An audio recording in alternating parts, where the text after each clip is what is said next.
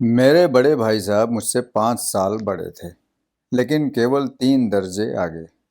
उन्होंने भी उसी उम्र में पढ़ना शुरू किया था जब मैंने शुरू किया था, लेकिन तालीम जैसे महत्व के मामले में वो जल्दबाजी से काम लेना पसंद ना करते थे।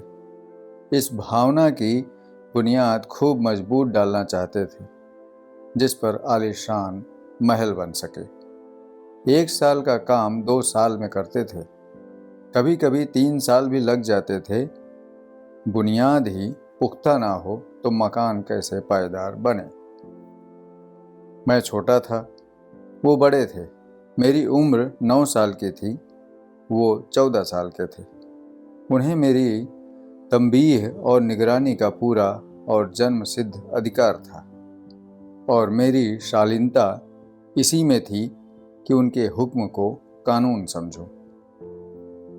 वो स्वभाव से बड़े अध्ययनशील थे, हरदम किताब खोले बैठे रहते और शायद दिमाग को आराम देने के लिए कभी कॉपी पर, कभी किताब के हाशियों पर चिड़ियों, कुत्तों, बिल्लियों की तस्वीरें बनाया करते थे।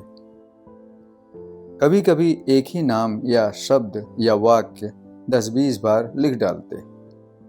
कभी एक शेर को बार बार सुंदर अक्षरों में नकल करते।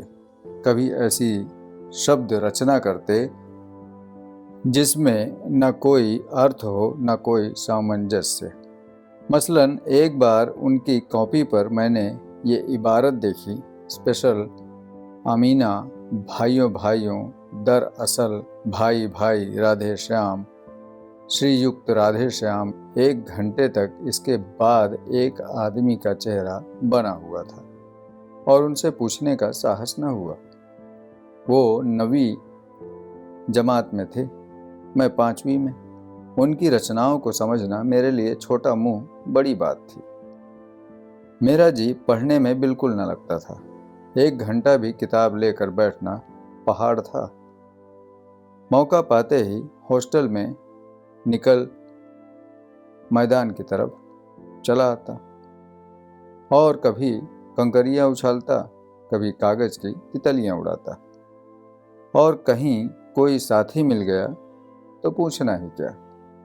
कभी 4 दीवारी पर चढ़कर नीचे कूद रहे थे, कभी फाटक पर सवार उसे आगे पीछे चलाते हुए मोटर कार का आनंद उठा रहे थे। लेकिन कमरे में आते ही भाई साहब का वो रौद्र रूप देखकर प्राण सूख जाते। उनका पहला सवाल ये होता, कहाँ थे? हमेशा यही सवाल इसी ध्वनि में हमेशा पूछा जाता था, और इसका जवाब मेरे पास केवल मौन था। न जाने मेरे मुंह से ये बात क्यों न निकलती कि जरा बाहर खेल रहा था। मेरा मौन कह देता था कि मुझे अपना अपराध स्वीकार है, और भाई साहब के लिए इसके सिवा और कोई इलाज न था कि स्नेह और रोष से मिले हुए शब्दों में मेरा सत्कार करें। इस तरह अंग्रेजी पढ़ोगे तो जिंदगी भर पढ़ते रहोगे और हर्फ ना आएगा। अंग्रेजी पढ़ना कोई हंसी खेल नहीं है कि जो चाहे पढ़ ले। नहीं, ऐरा गैरा नथु खैरा सभी अंग्रेजी के विद्वान हो जाते। यहाँ दिन रात आंखें फोड़नी पड़ती है और खून जलाना पड़ता है, तब कहीं ये विद्या आती है। और आती क्या है, हाँ, कहने को आती है। बड़े बड़े विद्वान भी शुद्ध अंग्रेजी नहीं लिख सकते, बोलना तो दूर रहा। और मैं कहता हूँ, तुम कितने घूंगा हो कि मुझे देखकर भी सबक नहीं लेते। मैं कितनी मेहनत करता हूँ, ये तुम अपनी आंखों से देखते हो। अगर नहीं देखते तो ये तुम्हारी आंखों का कसूर है, तुम्हारी बुद्धि का कसूर है। इतने मेले तमाशे होते हैं, मुझे तुमने कभी देखने जाते हुए देखा है? रोज ही क्रिकेट और हॉकी मैच होते हैं, मैं पास नहीं फटकता, हमेशा पढ़ता रहता हूँ। उस पर भी एक एक दर्जे में 2-2, 3-3 साल पढ़ा रहता हूँ। फिर भी तुम कैसे आशा करते हो कि तुम यूं खेल कूद में वक्त गंवा कर पास हो जाओगे? मुझे तो 2-3 साल लगते हैं, तुम उम्र भर इसी दर्जे में पड़े रहे और सड़ते रहे। तो अगर तुम्हें इस तरह उम्र गंवानी है तो बेहतर है घर चले जाओ और मजे से गुल्ली डंडा खेलो। दादा की गाढ़ी कमाई के रुपए क्यों बर्बाद करते हो? मैं ये लताड़ सुनकर आंसू बहाने लगता। जवाब ही क्या था? अपराध तो मैंने किया, लताड़ कौन सा है। भाई साहब उपदेश की कला में निपुण थे। ऐसी ऐसी बातें करते, ऐसे ऐसे सूक्ति बाण चलाते कि मेरे जिगर के टुकड़े टुकड़े हो जाते और हिम्मत टूट जाती। इस तरह जान तोड़कर मेहनत करने की शक्ति मैं अपने आप में न पाता था और उस निराशा में जरा देर के लिए मैं सोचने लगता, क्यों ना घर चला जाऊं। जो काम मेरे बूते के बाहर है उसमें हाथ डालकर क्यों अपनी जिंदगी खराब करूं। मुझे अपना मूर्ख रहना मंजूर था, लेकिन इतनी मेहनत, मुझे तो चक्कर आ जाता था। मुझे अपना इस तरीके से मेहनत में झोंकना ठीक न लगता था। लेकिन घंटे 2 घंटे बाद निराशा के बादल छंट जाते और मैं इरादा करता कि आगे मैं खूब जी लगाकर पढ़ूंगा। चटपट एक टाइम टेबल बना डालता। बिना पहले से नक्शा बनाए कोई स्कीम तैयार किए काम कैसे शुरू करूं। टाइम टेबल में खेल कूद की मद बिल्कुल उड़ जाती। प्रातःकाल उठना, 6 बजे मुंह हाथ धो नाश्ता कर पढ़ने बैठ जाना, 6 से 8 तक अंग्रेजी, 8 से 9 तक हिसाब, 9 से 9:30 तक इतिहास, फिर भोजन और स्कूल। 3:30 बजे स्कूल से बाहर होकर आध घंटा आराम, 4 से 5 तक भूगोल, 5 से 6 तक ग्रामर, आध घंटा हॉस्टल के सामने ही टहलना, 6:30 से 7 तक अंग्रेजी कंपोजिशन, फिर भोजन करके 8 से 9 तक अनुवाद, 9 से 10 तक हिंदी, 10 से 11 तक विविध विषय, फिर विश्राम। मगर टाइम टेबल बना लेना एक बात है, उस पर अमल करना दूसरी बात। अगले ही दिन उसकी अवहेलना शुरू हो जाती। मैदान की वो सुखद हरियाली, हवा के हल्के हल्के झोंके, फुटबॉल की तरह उछल कूद, कबड्डी के वो दांव पेच, वॉलीबॉल की वो तेजी और फुर्ती मुझे अज्ञात और अनिवार्य रूप से खींच ले जाती और वहाँ जाते ही मैं सब कुछ भूल जाता।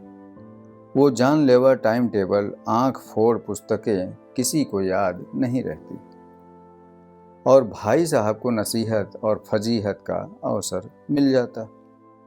मैं उनके साए से भागता, उनकी आंखों से दूर रहने की चेष्टा करता।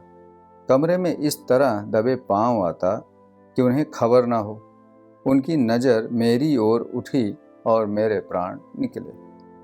हमेशा सिर पर एक नंगी तलवार सी लटकती मालूम होती। फिर भी जैसे मौत और विपत्ति के बीच भी आदमी मोह और माया के बंधन में जकड़ा रहता है, मैं फटकार और घुड़कियां खाकर भी खेल कूद का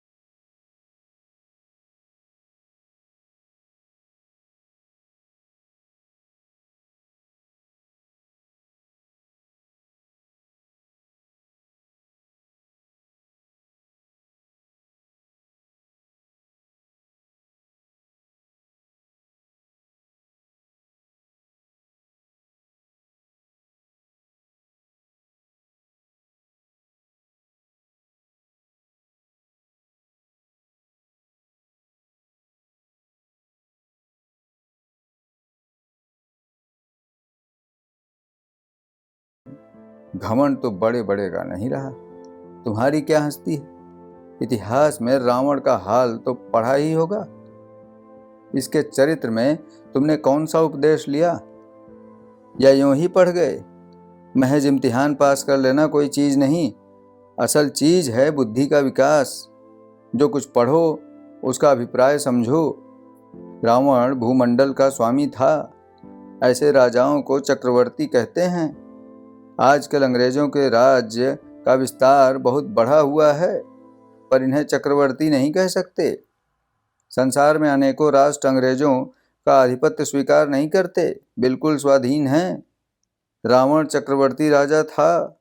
संसार के सभी महीप उसे कर देते थे। बड़े बड़े देवता उसकी गुलामी करते थे। आग और पानी के देवता भी उसके दास थे। मगर उसका अंत क्या हुआ? घमंड ने उसका नामो निशान तक मिटा दिया। कोई उसे एक चुल्लू पानी तक देने वाला नहीं बचा। आदमी और जो कुकर्म चाहे करे, पर अभिमान न करे, इतराए नहीं। अभिमान किया और दीन दुनिया दोनों से गया। शैतान का हाल भी पढ़ा होगा। उसे ये अभिमान हुआ था कि ईश्वर का उससे बढ़कर सच्चा भक्त कोई नहीं है।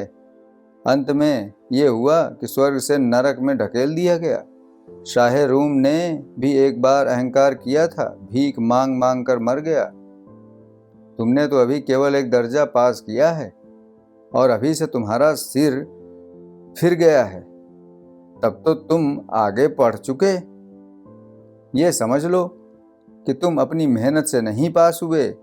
अंधे के हाथ बटेर लग गई है, मगर बटेर केवल एक बार हाथ लगती है, बार बार नहीं लग सकती। कभी कभी गुल्ली डंडे में भी अंधा चोट निशाना पड़ जाता है। इससे कोई सफल खिलाड़ी नहीं हो पाता। सफल खिलाड़ी वो है जिसका कोई निशानी खाली न जाए। मेरे फेल होने पर मत जाओ। मेरे दर्जे में आओगे तो दांतों पसीना आ जाएगा। जब अलजबरा और ज्योमेट्री के लोहे के चने चबाने पड़ेंगे और इंग्लिस्तान का इतिहास पढ़ना पड़ेगा। बादशाहों का नाम याद रखना आसान नहीं। 8 हेनरी की गुजरे हैं। कौन सा कांड किस हेनरी के समय हुआ, क्या ये याद कर लेना आसान समझते हो? हेनरी 7वें की जगह हेनरी 8वां लिखा और सब नंबर गायब। सफा चट। सिफर भी न मिलेगा। सिफर भी हो किस ख्याल में? दर्जनों तो जेम्स हुए हैं, दर्जनों विलियम, कोड़ियों चार्ल्स। दिमाग चक्कर खाने लगता है, आंधी रोग हो जाता है। इन अभागों का नाम भी न जुड़ते थे। एक ही नाम के पीछे दोयम, सोयम, चहारुम, पुंजुम लगाते चले गए। मुझसे पूछते तो 10 लाख नाम बता देता, और ज्योमेट्री तो बस खुदा की पनाह। अजब की जगह अजब लिख दिया और सारे नंबर गायब। कोई इस निर्दयी मुमतहीनों से नहीं पूछता कि आखिर अबज और अजब में क्या फर्क है, और व्यर्थ की बात के लिए क्यों छात्रों का खून करते हो? दाल भात रोटी या भात दाल रोटी खाई तो क्या फर्क है, और इसमें क्या रखा है? मगर इन परीक्षकों को क्या परवाह। वो तो वही देखते हैं जो पुस्तक में लिखा है।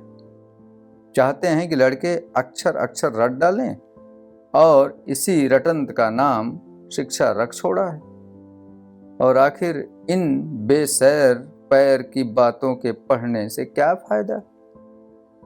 इस रेखा पर वो लंब गिरा दो तो आधार लंब से दुगना होगा। पूछिए, इससे प्रयोजन दुगुना नहीं चौगुना हो जाए या आधा ही रहे मेरी बला से, लेकिन परीक्षा में पास होना है तो ये सब खुराफात याद करनी पड़ेगी। कह दिया समय की पाबंदी पर एक निबंध लिखो तो 4 पन्नों से कम ना हो। अब आप कॉपी सामने खोलें, कलम हाथ में लिए उसके नाम को रोइए। कौन नहीं जानता कि समय की पाबंदी बहुत अच्छी बात है। इससे आदमी के जीवन में संयम आ जाता है, दूसरे का उस पर स्नेह होने लगता है और उसके कारोबार में उन्नति होती है। लेकिन इस जरा सी बात पर 4 पन्ने कैसे लिखें? और जो बात एक वाक्य में कही जा सके उसे 4 पन्नों में लिखने की क्या जरूरत है? मैं तो इसे हिमाकत कहता हूं।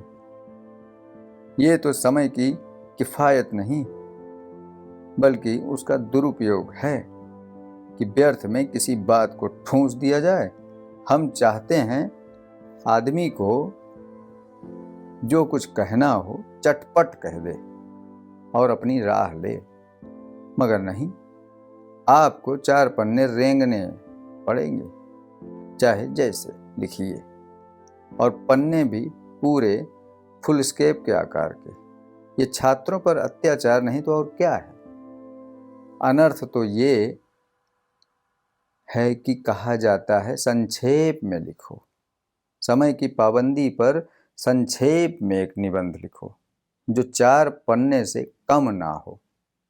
ठीक, संक्षेप में तो 4 पन्ने हुए नहीं, शायद 100-200 पन्ने ही लिखवाते। तेज भी दौड़िए और धीरे धीरे भी। उल्टी बात है या नहीं? बालक भी इतनी सी बात समझ सकता है, लेकिन इन अध्यापकों को इतनी तमीज नहीं। उस पर दावा है कि हम अध्यापक हैं।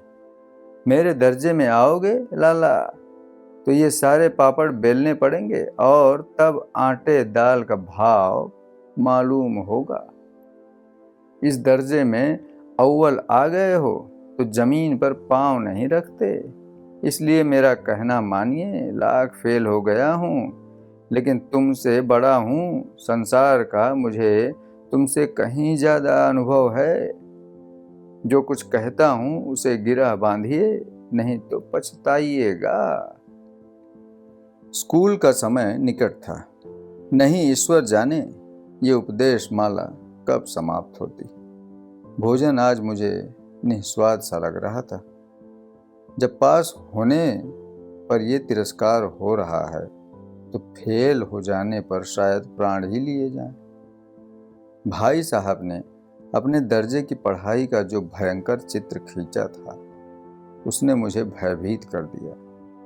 स्कूल छोड़कर घर नहीं भागा, यही ताज्जुब है।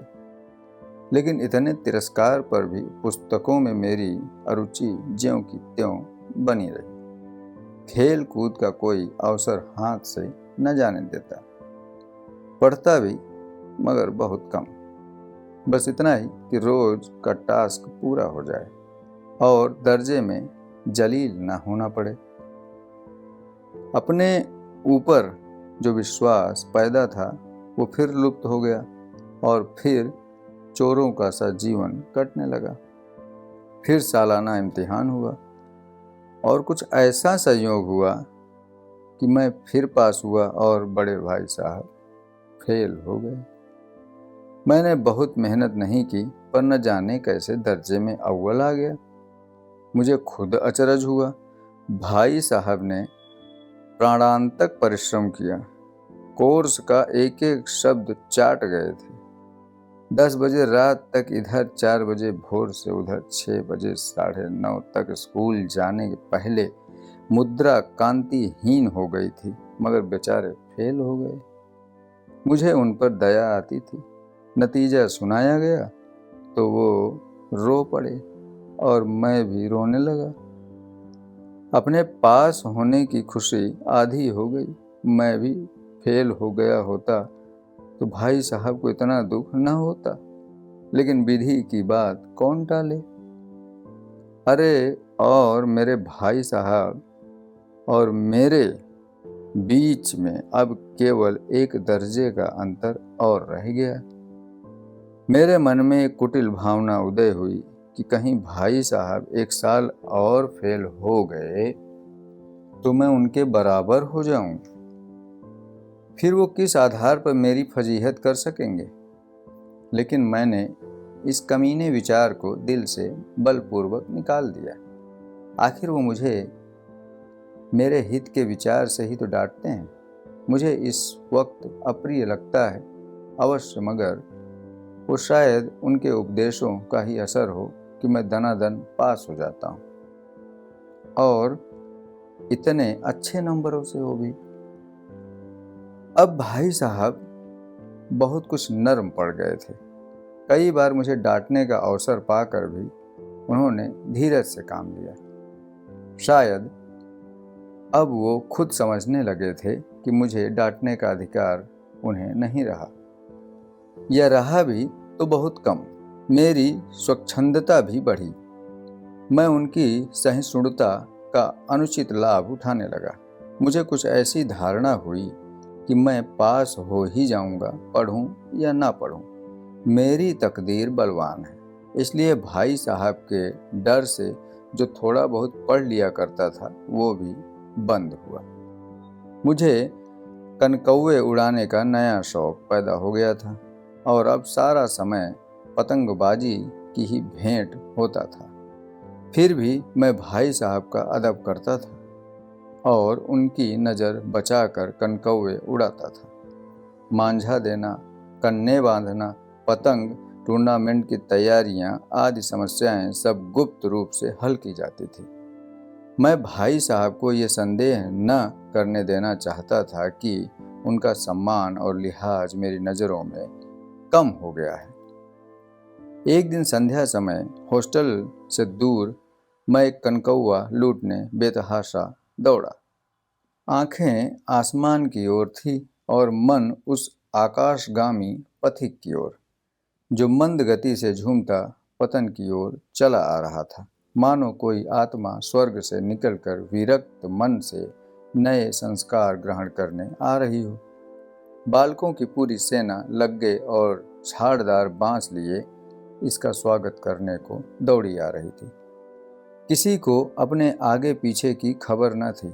सभी मानो उस पतंग के साथ ही आकाश में उड़ रहे थे। जहाँ सब कुछ समतल है, न मोटर कारें हैं, ट्राम, न गाड़ियाँ। सहसा भाई साहब से मेरी मुठभेड़ हो गई, जो शायद बाजार से लौट रहे थे। उन्होंने वहीं हाथ पकड़ लिया और उग्र भाव से बोले, इन बाजारी लौंडों के साथ धेले के कनकौवे के लिए दौड़ते तुम्हें शर्म नहीं आती? तुम्हें इसका भी कुछ लिहाज नहीं कि अब नीची जमात में नहीं हो, बल्कि 8वीं जमात में आ गए हो और मुझसे केवल एक दर्जा नीचे हो। आखिर आदमी को कुछ तो अपने पोजीशन का ख्याल रखना चाहिए। एक जमाना था कि लोग 8वां दर्जा पास करके नायब तहसीलदार हो जाते थे। मैं कितने ही मिडिलेचियों को जानता हूं जो आज अव्वल दर्जे के डिप्टी मजिस्ट्रेट या सुपरिटेंडेंट हैं। कितने ही 8वीं जमात वाले हमारे लीडर और समाचार पत्रों के संपादक हैं। बड़े बड़े विद्वान उनकी मातहमी में बात करते हैं, और तुम उसी 8वें दर्जे में आकर बाजारी लौंडों के साथ कनकौवे के लिए दौड़ रहे हो। मुझे तुम्हारी इस कम अकली पर दुख होता है। तुम जहीन हो, इसमें शक नहीं, लेकिन वो जेहन किस काम का जो हमारे आत्मगौरव की हत्या कर डाले? तुम अपने दिल में समझते होगे मैं भाई साहब से महज एक दर्जा नीचे हूं और अब उन्हें मुझको कुछ कहने का हक नहीं। लेकिन ये तुम्हारी गलती है। तुमसे 5 साल बड़ा हूं, और चाहे आज तुम मेरी ही जमात में आ जाओ और परीक्षकों का यही हाल है तो निसंदेह अगले साल तुम मेरे समकक्ष हो जाओगे और शायद 1 साल बाद मुझसे आगे भी निकल जाओ। लेकिन मुझमें और तुम में जो 5 साल का अंतर है उसे तुम क्या खुदा भी नहीं मिटा सकता? मैं तुमसे 5 साल बड़ा हूं और हमेशा रहूंगा। मुझे दुनिया का और जिंदगी का जो तजर्बा है तुम उसकी बराबरी नहीं कर सकते। चाहे तुम एमए और डीलिट और डीफिल ही क्यों ना कर जाओ। समझ किताबें पढ़ने से नहीं आती, दुनिया देखने से आती हैं। हमारी अम्मा ने कोई दर्जा नहीं पास किया था और दादा भी शायद 5वीं 6वीं जमात से आगे नहीं गए, लेकिन हम दोनों चाहे सारी दुनिया की विद्या पढ़ लें, अम्मा और दादा को हमें समझाने और सुधारने का अधिकार हमेशा रहेगा। समझे? केवल इसलिए नहीं कि वे हमारे जन्मदाता हैं, बल्कि इसलिए कि उन्हें दुनिया का सबसे ज्यादा तजर्बा है और रहेगा। अमेरिका में किस तरह की राज व्यवस्था है और 8वें हेनरी ने कितने ब्याह किए और आकाश में कितने नक्षत्र हैं, ये बातें चाहे उन्हें ना मालूम हो, लेकिन हजारों ऐसी बातें हैं जिनका ज्ञान उन्हें हमसे और तुमसे ज़्यादा है। दैव न करें आज मैं बीमार हो जाऊं तो तुम्हारे हाथ पांव फूल जाएंगे। दादा को तार देने के सिवा तुम्हें और कुछ न सूझेगा, लेकिन तुम्हारी जगह दादा हो तो किसी को तार न दें, न घबराएं, न बदहवास हों। पहले खुद मर्ज पहचान कर इलाज करेंगे, उसमें सफल न हुए तो किसी डॉक्टर को बुलाएंगे। बीमारी तो खैर बड़ी चीज़ है, हम तुम तो इतना भी नहीं जानते कि महीने भर का खर्च महीना भर कैसे चले। तो जो कुछ दादा भेजते हैं उसे हम 20-22 तक खर्च कर डालते हैं और फिर पैसे पैसे को मोहताज हो जाते हैं। नाश्ता बंद हो जाता है, धोबी और नाई से मुंह चुराने लगते हैं। लेकिन जितना आज हम और तुम खर्च कर रहे हैं, उसके आधे में दादा ने अपनी उम्र का बड़ा भाग इज्जत और नेक नामी से कमाया है और साथ निभाया है और कुटुंब का पालन किया है, जिसमें सब मिलाकर 9 आदमी थे। अपने हेडमास्टर साहब को देखो, एमए हैं कि नहीं, और यहाँ के एमए नहीं ऑक्सफोर्ड के हैं। 1000 रुपये पाते हैं, लेकिन उनके घर का इंतजाम कौन करता है? उनकी बूढ़ी माँ। हेडमास्टर साहब की डिग्री यहाँ आकर बेकार हो गई है। पहले खुद का घर का इंतजाम करते थे, खर्च पूरा ना पड़ता था, कर्जदार रहते थे। जब से उनकी माताजी ने प्रबंध अपने हाथों में लिया है, जैसे घर में लक्ष्मी आ गई हैं। तो भाईजान, ये गरूर दिल से निकाल डालो कि तुम मेरे समीप आ गए हो और अब स्वतंत्र हो। मेरे देखते तुम बेराह न चलने पाओगे। अगर तुम यूं न मानोगे तो मैं इसका प्रयोग करूंगा। थप्पड़ दिखाते हुए बोलते हैं, मैं जानता हूं कि तुम्हें मेरी बातें जहर लग रही हैं। मैं उनकी इस नई युक्ति से नतमस्तक हो गया। मुझे आज सचमुच अपनी लघुता का अनुभव हुआ और भाई साहब के प्रति मेरे मन में श्रद्धा उत्पन्न हुई। मैंने सजल आँखों से कहा, हरगिज़ नहीं, आप जो फरमा रहे हैं वो बिल्कुल सच है और आपको उसको कहने का अधिकार है। भाई साहब ने मुझे गले से लगा लिया और बोले, मैं कनकौए उड़ाने को मना नहीं करता, मेरा भी जी ललचाता है, लेकिन करूं क्या? खुद बेराह चलूं तो तुम्हारी रक्षा कैसे करूंगा? ये कर्तव्य भी तो मेरे सिर है। संयोग से उसी वक्त एक कटा हुआ कनकौआ हमारे ऊपर से गुजरा। उसकी डोर लटक रही थी। लड़कों का एक गोल पीछे पीछे दौड़ रहा था। भाई साहब लंबे हैं ही उछलकर उसकी डोर पकड़ ली और बेतहाशा हॉस्टल की तरफ दौड़े। मैं पीछे पीछे दौड़ रहा था। दोस्तों, ये थी मुंशी प्रेमचंद जी की कहानी बड़े भाई साहब। आप इस कहानी के बारे में क्या सोचते हैं और अपने भाई के बारे में क्या सोचते हैं, कमेंट करके ज़रूर बताइएगा। और आपको ये कहानी कैसी लगी? अगर अच्छी लगी तो लाइक भी ज़रूर करिएगा और चैनल को सब्सक्राइब कर लीजिएगा। मिलते हैं ऐसी ही अच्छी और इमोशनल स्टोरी के साथ अगली कहानी में। तब तक अपना ख्याल रखिए, अपनों का ख्याल रखिए। धन्यवाद।